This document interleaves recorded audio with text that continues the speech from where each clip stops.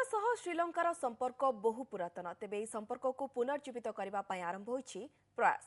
एने कलिंग लंका फाउंडेशन पक्षर उत्कल विश्वविद्यालय ऑडिटोरियम रे आरंभ होईछि 2 दिनिया सम्मेलन। एथिरे ओडिशा और श्रीलंका मध्य थिबा बौद्ध टूरिज्म विकास और वाणिज्य और शिक्षार प्रसार उपरे गुरुत्वारोप करा जायतिला।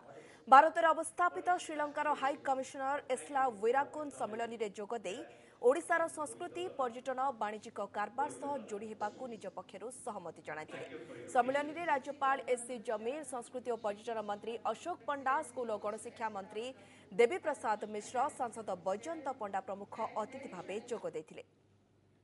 The two Prime Ministers, Prime Minister Modi and Prime Minister Ranil Wickremesinghe, agreed that we will sign economic and technology cooperation agreement between the two countries, and that will cover not only trade, but it will cover investment and services. So it's going to be a very broad agreement.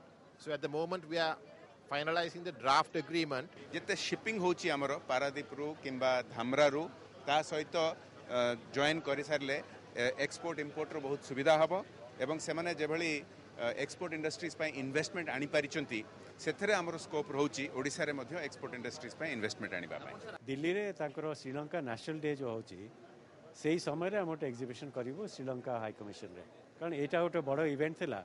एटा हैला परे हमें फेर काम करिवो से विषय रे।